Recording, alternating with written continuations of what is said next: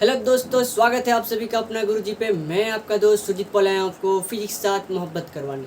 If you want to learn physics in a simple way then बने रहिए मेरे साथ अपना गुरुजी पे। दोस्तों, आज के वीडियो में हम लोग शुरू करने वाले हैं क्लास 11 का फर्स्ट चैप्टर से। तो आज होने वाला एक नया शुरुआत। आज से हम स्टार्ट करने वाले क्लास 11 के स्टार्टिंग से पूरे एक सीरीज स्टार्ट करेंगे, जिसमें क्लास 11 से लेके पूरा क्लास 12 का एक सीरीज चलेगा। तो आज उसका पहला चैप्टर है, तो शुरू करते हैं वीडियो। तो दोस्तों, सबसे पहले आज हम लोग फर्स्ट चैप्टर पढ़ेंगे, क्या है, यूनिट एंड डायमेंशन।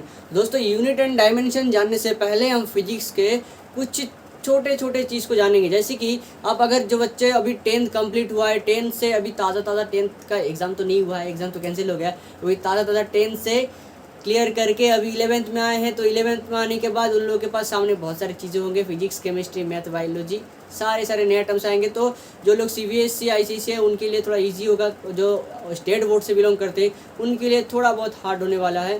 तो कोई भी दिक्कत नहीं है, हम लोग शुरुआत से स्टार्ट करने वाले हैं। तो पहले हम लोग अभी जो स्टार्ट कर रहे हैं वो क्लास 11 का फिजिक्स से। तो सबसे पहले हमको जानना पड़ेगा दोस्तों फिजिक्स क्या है। कभी आपके सवाल में आया दोस्तों, आप लोग फिजिक्स पढ़ते हो, केमिस्ट्री पढ़ते हो, तो कभी जानने का कोशिश किया है फिजिक्स क्या होता है, what do you mean by physics. तो दोस्तों, फिजिक्स क्या होता है, physics is the branch of science. Science का एक ब्रांच है जिसमें क्या करते हैं, we study the basic laws of nature. Nature का जो लॉ है उसे हम स्टडी करते हैं दोस्तों। अभी कोई भी चीज़ ऊपर फेंकने से नीचे आता है, साइकिल घूमने से आगे जाता है, ठीक है दोस्तों। अभी मैं इस बोर्ड में लिख रहा हूँ, तो लिखने से ये बोर्ड में लिख कैसे पा रहे, ठीक है, मैं यहाँ पे खड़ा हूँ, मैं ऊपर क्यों नहीं जा रहा हूँ। कोई भी चीज़ ऊपर से जब नीचे आता है वो फेंकने से ऊपर की तरफ क्यों नहीं जाता है दोस्तों, ऊपर फेंकने से फिर नीचे क्यों आता है। तो ये जितने भी सारे चीज़ें हैं, अभी यहाँ पे लाइट जल रहा है तो लाइट कैसे जल रहा है, यहाँ पे मैं कैमरा से वीडियो शूट कर रहा हूँ तो वीडियो शूट कैसे हो रहा है। तो ये सारे चीज़ जो बेसिक लॉज ऑफ नेचर है, नेचर का जितने भी सारे लॉज है, वो लॉज के बारे में स्टडी करना है दोस्तों हमारा फिजिक्स।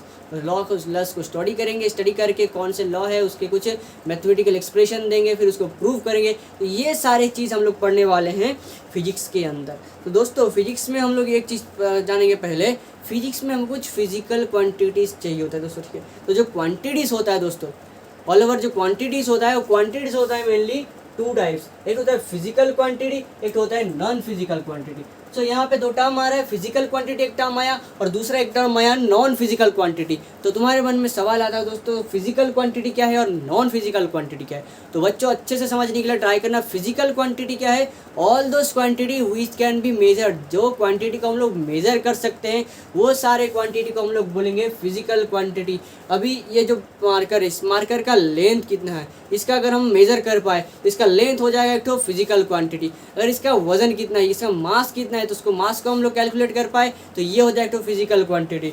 दोस्तों, मेरा हाइट कितना है, मैं हाइट को मेजर कर लिया तो मेरा हाइट आ जाएगा एक तो फिजिकल क्वांटिटी। तो जितने भी सारे क्वांटिटी है जिसको हम लोग मेजर कर पाते हैं उस क्वांटिटी को हम लोग बोलेंगे फिजिकल क्वांटिटी। तो उसके बाद आते हैं non physical quantity. Non physical quantity किसे बोलेंगे, all those quantity which can't be measure. Those quantity, जिस क्वांटिटीज को हम लोग मेजर नहीं कर पाएंगे उस क्वांटिटी को हम लोग बोलेंगे नॉन फिजिकल क्वांटिटी। तो कौन से क्वांटिटी को हम लोग मेजर कर नहीं पाएंगे दोस्तों, अभी दोस्तों मैं आपको बोल दिया कि एक बिल्डिंग, तो एक बिल्डिंग जैसे ही बोल दिया तो उस बिल्डिंग का क्या मेजर करना है, एक बिल्डिंग, बस बिल्डिंग बोल दिया तो बिल्डिंग क्या है दोस्तों, एक तो नॉन फिजिकल क्वांटिटी है। लेकिन जब हम लोग बोलेंगे बिल्डिंग का हाइट कितना है, बिल्डिंग का विड्थ कितना है, ये सब बोलने से दोस्तों क्या हो जाएगा, वो आ जाएगा उसका फिजिकल क्वांटिटी। आपको मैं बोल दिया रोड दोस्तों, जैसे कि खाली रोड बोल दिया तो रोड एक तो दोस्तों क्या है, वो नॉन फिजिकल क्वांटिटी है। लेकिन जब मैं दोस्तों बोलूँगा रोड का लेंथ कितना है, वो एक तो आ जाएगा उसका फिजिकल क्वांटिटी। जब मैं बोलूँगा रोड का विड्थ कितना है तो वो आ जाएगा उसको टू फिजिकल क्वांटिटी। बोल दिया दोस्तों, मैं मार्कर बोल दिया दोस्तों, ये मार्कर एक तो क्या है दोस्तों, नॉन फिजिकल क्वांटिटी। देखो दोस्तों, अगर जब मैं बोला मार्कर का मास कितना है तो मास आएगा यहाँ पे एक तो फिजिकल क्वांटिटी। इस मार्कर का लेंथ कितना है, ये आएगा एक तो फिजिकल क्वांटिटी। तो those quantity which can be measured that is known as physical quantity and those quantity which can't be measured that is known as non physical quantity. दोस्तों, this is all about two quantities, on physical quantity, another is non physical quantity. Then we come to physical quantity. दोस्तों, physical quantity जो होता है again वो to type का होता है, एक होता है फंडामेंटल फिजिकल क्वांटिटी और डिराइव्ड फिजिकल क्वांटिटी। तो यहाँ पे फंडामेंटल से आपको समझ में आ रहा है दोस्तों, फाउंडेशन, फंडामेंटल जो किसी के ऊपर डिपेंड नहीं रहेगा वो है फंडामेंटल क्वांटिटीज। तो फंडामेंटल फिजिकल क्वांटिटी क्या है, all those quantity which are independent upon other physical quantity, यानी जिसको एक्सप्रेस करने के लिए अदर कोई क्वांटिटी का ज़रूरत नहीं पड़ेगा। तब वो आएगा फंडामेंटल फिजिकल क्वांटिटी। जिस भी क्वांटिटी को हमको अगर एक्सप्रेस करना पड़ेगा, अगर उसको एक्सप्रेस करते वक्त दूसरे किसी क्वांटिटी के ऊपर डिपेंड करना पड़े या दूसरे किसी फिजिकल फंडामेंटल फिजिकल क्वांटिटी को मल्टीप्लिकेशन डिवीजन कुछ भी करके जो क्वांटिटी नेक्स्ट आएगा वो आ जाएगा डिराइव्ड क्वांटिटी। तो फंडामेंटल फिजिकल क्वांटिटी क्या है कि इंडिपेंडेंट है, किसी के ऊपर डिपेंड नहीं करेगा। अभी बिल्डिंग बनाना है दोस्तों, तो बिल्डिंग बनाने के लिए हमको ब्रिक्स चाहिए, तो एक एक ब्रिक्स को जॉइंट लगा के हम लोग बिल्डिंग बनाएंगे, तो वहाँ पे ब्रिक्स किसी के ऊपर डिपेंड नहीं है, ब्रिक्स क्या है इंडिपेंडेंट है। लेकिन सिर्फ अगर ब्रिक्स के बाद देखेंगे तो दोस्तों ब्रिक्स किससे बनता है, वहाँ पे सैंड से नहीं तो मिट्टी से बनता है, तो वहाँ पे एक एक मिट्टी का मॉलिक्यूल को लेंगे तो हो जाएगा एक तो फंडामेंटल क्वांटिटी। तो fundamental quantity, fundamental physical quantity क्या है, all this quantity which doesn't depend any other physical quantity. जैसे कि दोस्तों मैं एक एग्जांपल ले रहा हूँ लेंथ, अभी इसका लेंथ मेजर करने के लिए दोस्तों मैं किसी क्वांटिटी के ऊपर डिपेंड नहीं करना पड़ेगा। हाँ इतना 5 सेंटीमीटर है तो 5 सेंटीमीटर है, 10 सेंटीमीटर है तो 10 सेंटीमीटर है, तो इसका लेंथ क्या है इंडिपेंडेंट अपन अदर फिजिकल क्वांटिटी। लेकिन जब मैं लूँगा दोस्तों कोई भी एक क्वांटिटी ले लिया, मैं ले लिया मान लीजिए इसका जैसे कि मैं ले लिया एक तो वेलोसिटी, तो ये आ गया डिस्प्लेसमेंट,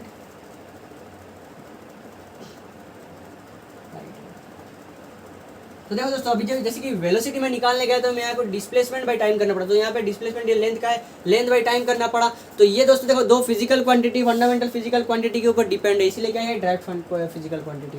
तो जो फंडामेंटल फिजिकल क्वांटिटी है वो क्या है, हमारे यूनिवर्स में जनरली 7 फंडामेंटल फिजिकल क्वांटिटी है, जो फिजिकल क्वांटिटी की किसी दूसरे क्वांटिटी के ऊपर डिपेंड नहीं करता। तो 7 फिजिकल क्वांटिटी क्या है दोस्तों, तो पहला फिजिकल फंडामेंटल फिजिकल क्वांटिटी है लेंथ।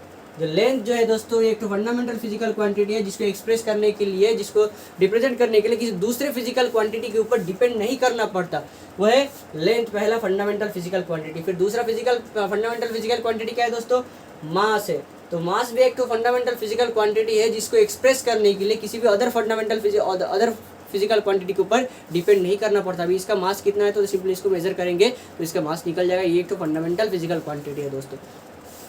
फिर आता है टाइम। टाइम भी दोस्तों एक तो फंडामेंटल फिजिकल है दोस्तों, फंडामेंटल फिजिकल क्वांटिटी है टाइम। जो फिजिकल क्वांटिटी है हम टाइम को मेजर कर सकते हैं, इतना सेकंड हुआ, इतना मिनट हुआ, इतना आवर, इसको मेजर कर सकते हैं। तो एक तो फिजिकल क्वांटिटी है, फिर फंडामेंटल फिजिकल क्वांटिटी क्या है दोस्तों, जैसे कि टाइम को मेजर करने के लिए या टाइम को एक्सप्रेस करने के लिए कि किसी अदर फिजिकल क्वांटिटी के ऊपर डिपेंड नहीं करना पड़ रहा है। इसीलिए क्या है दोस्तों यहाँ पे जो टाइम आ रहा है वो टाइम भी एक तो फंडामेंटल फिजिकल क्वांटिटी है। तो इसको दोस्तों अच्छे से समझने के लिए ट्राई करिए, अगर कोई भी डाउट हो रहा है तो मेरे कमेंट सेक्शन में जरूर बताइए। तो उसके बाद और एक तो फंडामेंटल फिजिकल क्वांटिटी क्या है, टेम्परेचर है दोस्तों। कोई भी सब्सटेंस का टेम्परेचर मेजर करने के लिए उसका टेम्परेचर क्या है, सिंपली इसको थर्मोमीटर लाए और टेम्परेचर से मेजर करते हैं, टेम्परेचर कितना है मेजर कर दिए। तो ये दोस्तों टेम्परेचर भी क्या है, एक तो फंडामेंटल फिजिकल क्वांटिटी है दोस्तों। हम लोग फिर बोलेंगे इलेक्ट्रिक करंट। इलेक्ट्रिक करंट किसी का कहीं पे कितना इलेक्ट्रिक करंट फ्लो हो रहा है दोस्तों, वहाँ पे इलेक्ट्रिक करंट उसका कितना amount of electric current flow हो रहा है, तो वो भी एक तो क्या है इसका फंडामेंटल फिजिकल क्वांटिटी है। और उसी के साथ दो फंडामेंटल फिजिकल क्वांटिटी है, जैसे कि luminous of intensity and amount of substance. Luminous of intensity, light का लुमिनस कितना होता है दोस्तों, वो एक फंडामेंटल फिजिकल क्वांटिटी है, वो किसी दूसरे फिजिकल क्वांटिटी के ऊपर डिपेंड नहीं करता। उसी तरह अमाउंट ऑफ सब्सटेंस, कितना अमाउंट ऑफ सब्सटेंस है, वो भी एक तो फंडामेंटल फिजिकल क्वांटिटी है। तो ये साथ जो है हमारा फंडामेंटल फिजिकल क्वांटिटी है। उसके बाद दोस्तों अगर हम लोग देखेंगे डिराइव्ड फिजिकल क्वांटिटी क्या है, जैसे कि फंडामेंटल फिजिकल क्वांटिटी में हमें देखें फंडामेंटल फिजिकल क्वांटिटी है जो ये किसी दूसरे क्वांटिटी के ऊपर डिपेंड नहीं करेगा इसको एक्सप्रेस करने के लिए। लेकिन जो डिराइव्ड फिजिकल क्वांटिटी है, इस डिराइव्ड फिजिकल क्वांटिटी को रिप्रेजेंट करने के लिए हमको क्या करना पड़ेगा, फंडामेंटल क्वांटिटी का फिजिकल क्वांटिटी का सहारा लेना पड़ेगा। जैसे कि 1 और 2 फंडामेंटल फिजिकल क्वांटिटी मिलके अगर कोई फिजिकल क्वांटिटी को रिप्रेजेंट कर रहे हैं, यानी तो कोई भी डिराइव्ड फिजिकल क्वांटिटी क्या होता है, बाय द मल्टीप्लिकेशन और division we get the derive physical quantity, मतलब फंडामेंटल फिजिकल क्वांटिटी से डिराइव हुआ होगा दोस्तों।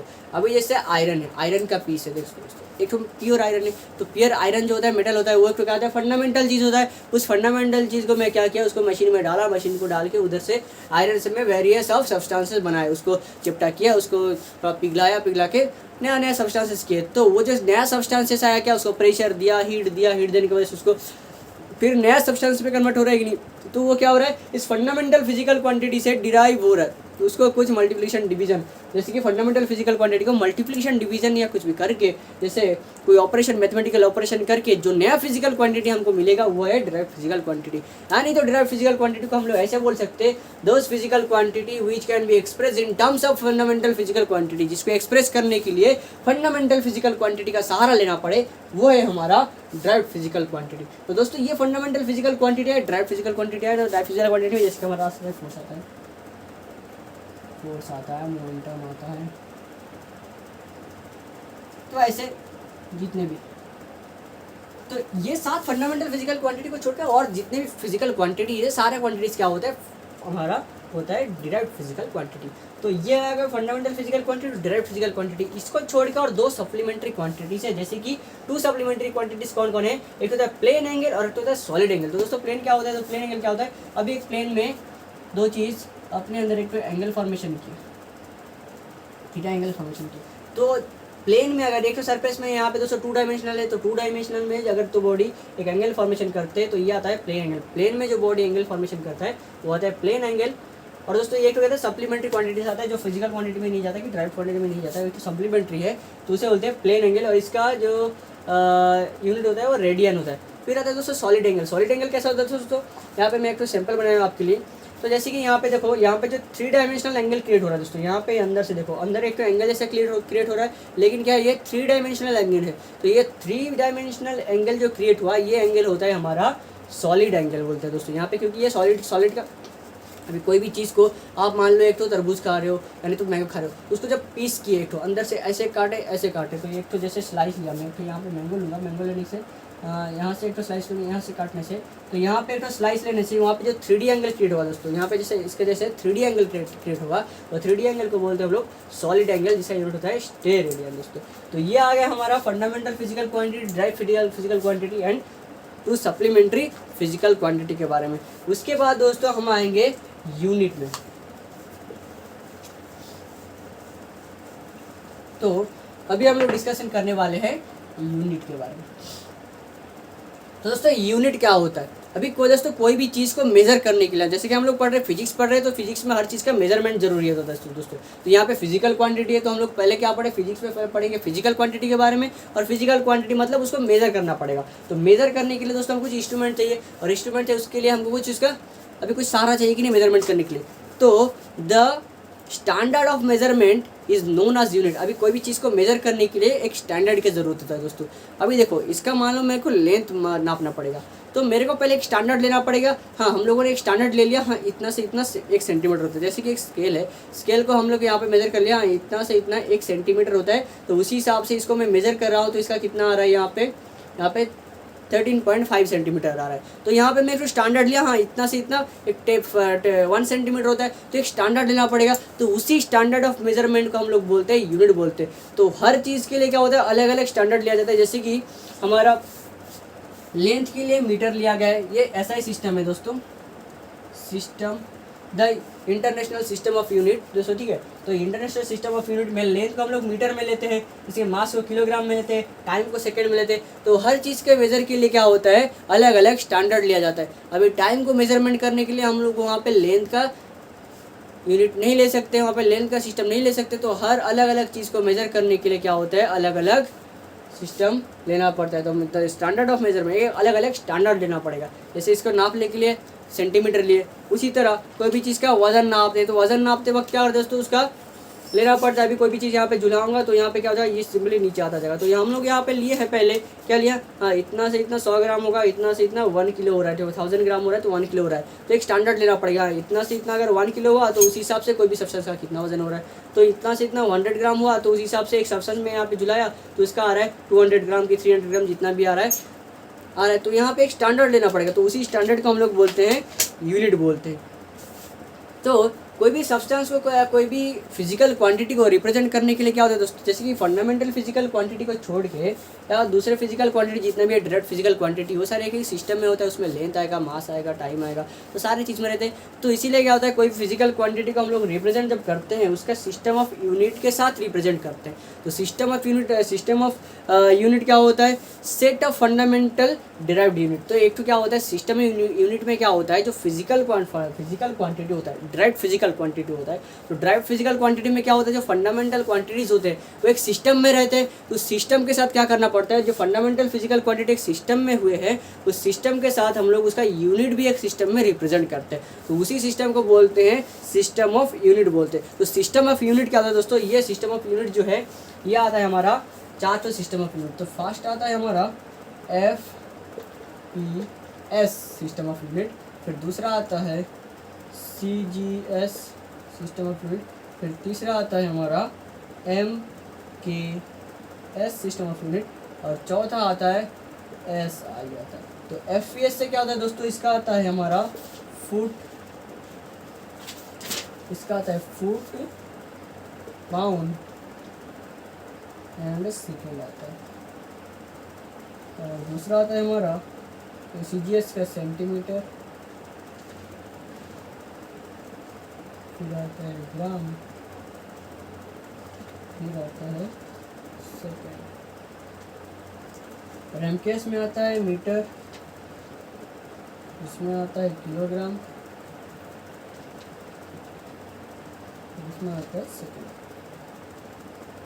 तो दोस्तों हमारा जो सिस्टम ऑफ यूनिट है, सिस्टम ऑफ यूनिट जो चार्ट है क्या क्या है दोस्तों हमारा यहाँ पे, एक तो होता है हमारा FPS सिस्टम, एक तो CGS सिस्टम, एक तो MKS सिस्टम, एक तो SI सिस्टम।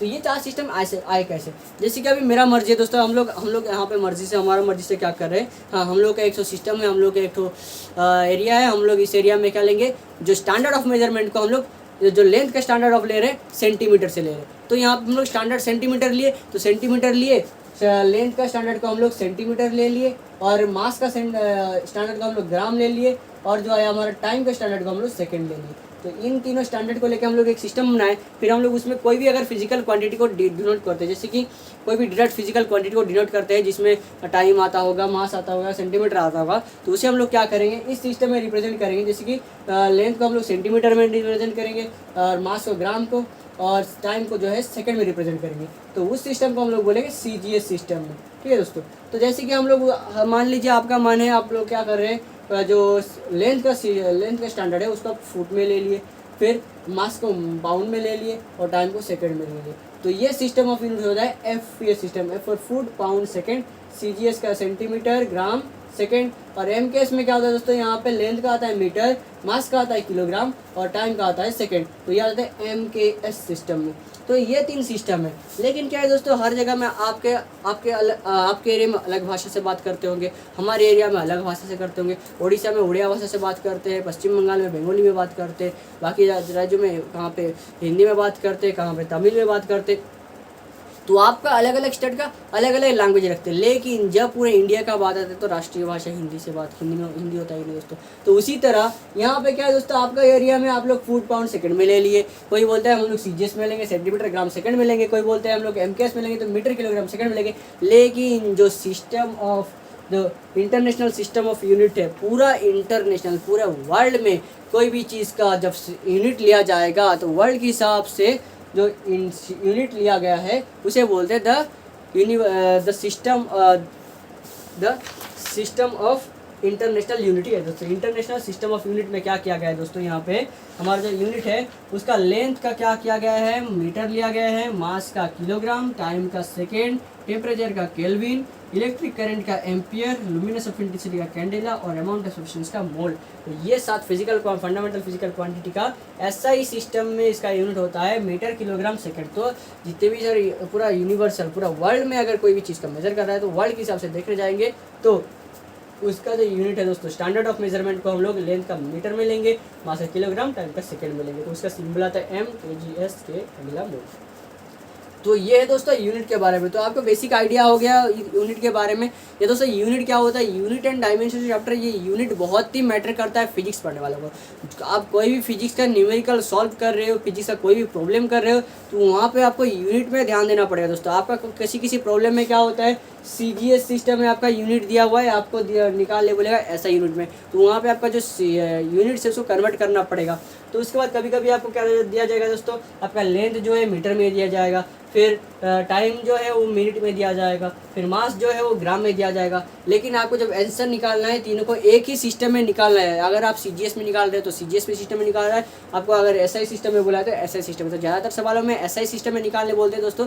तो आपको कन्वर्ट करना पड़ता है, वहाँ पे सेंटीमीटर को मीटर में कन्वर्ट करना पड़ता है, वहाँ पे ग्राम को किलोग्राम में कन्वर्ट करना पड़ता है। तो ये सारी चीज़ों के ऊपर आपको ध्यान देना पड़ता है दोस्तों। यहाँ पे यूनिट जो चैप्टर ये सबसे बेसिक है और सबसे ज़्यादा मैटर करता है। आप एक न्यूमेरिकल्स किए, जैसे कि कोई भी प्रॉब्लम किए तो उसमें सब कुछ ठीक है, लेकिन आप यूनिट डालना भूल गए तो वो आपको कंसिडर गलत किया जाएगा दोस्तों। तो उसके बाद यूनिट के बाद आता है दोस्तों हमारे यहाँ पे कुछ डायमेंशंस के बारे में। तो अभी देखेंगे हम लोग डायमेंशन क्या होता है।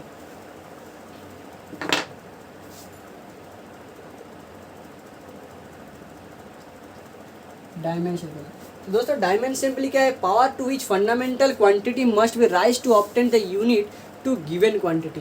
कोई भी एक तो गिवन क्वांटिटी दिया गया है, उस गिवन क्वांटिटी को हम लोग किस में पहले उसको सिंप्लीफाई करेंगे, फंडामेंटल फिजिकल क्वांटिटी के टर्म्स में एक्सप्रेस करेंगे, और उससे जो गिवन जो दिया होगा गिवन को हम लोग फंडामेंटल फिजिकल क्वांटिटी के टर्म में रिप्रेजेंट करेंगे, और जो फंडामेंटल फिजिकल क्वांटिटी का जो पावर राइज करेगा उसे हम लोग उसका बोलेंगे डायमेंशन बोलेंगे। जैसे कि यहाँ पे उसको सिंबल में स्क्वायर ब्रैकेट के सिंबल में दिया जाता है। जैसे कि मास का अगर डायमेंशन लिखेंगे हम लोग तो उसको m ऐसे स्क्वायर ब्रैकेट में देंगे। जैसे कि टाइम का लिखेंगे हम अगर तो टाइम का कुछ इस तरह लिखेंगे, फिर मास टाइम का लेंथ का लिखेंगे तो आ गया लेंथ का आ गया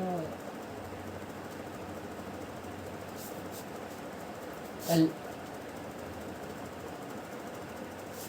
टेम्परेचर का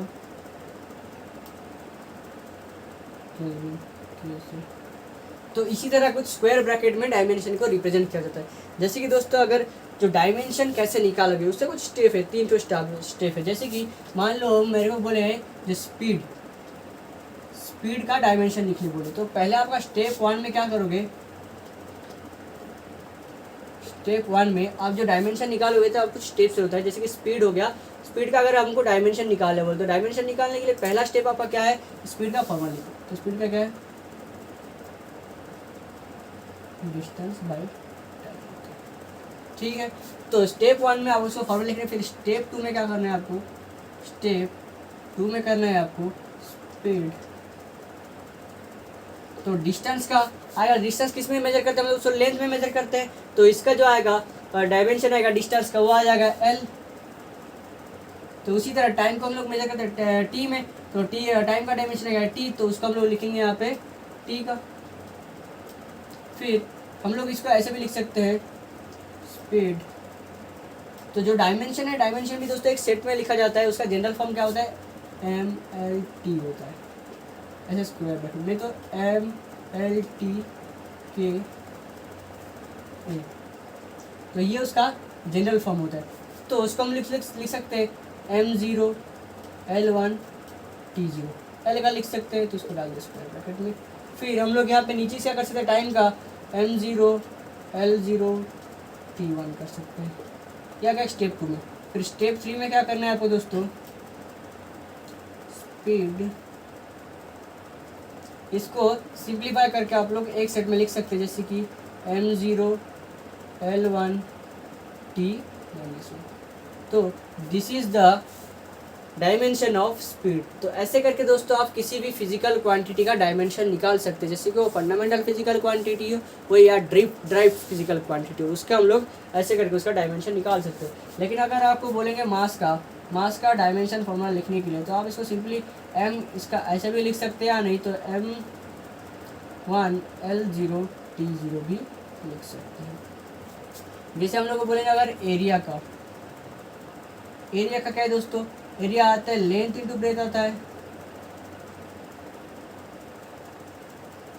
लेंथ इंटू ब्रेथ आता है। तो लेंथ को दोस्तों हम लोग L में मेजर करते हैं, फिर यहाँ पे ब्रेथ को भी L में मेजर करते हैं, तो इसका डायमेंशन L आएगा। तो इसको हम लोग अगर जनरल फॉर्म में लिखेंगे तो M0 L2 T ऐसे लिख सकते हैं दोस्तों।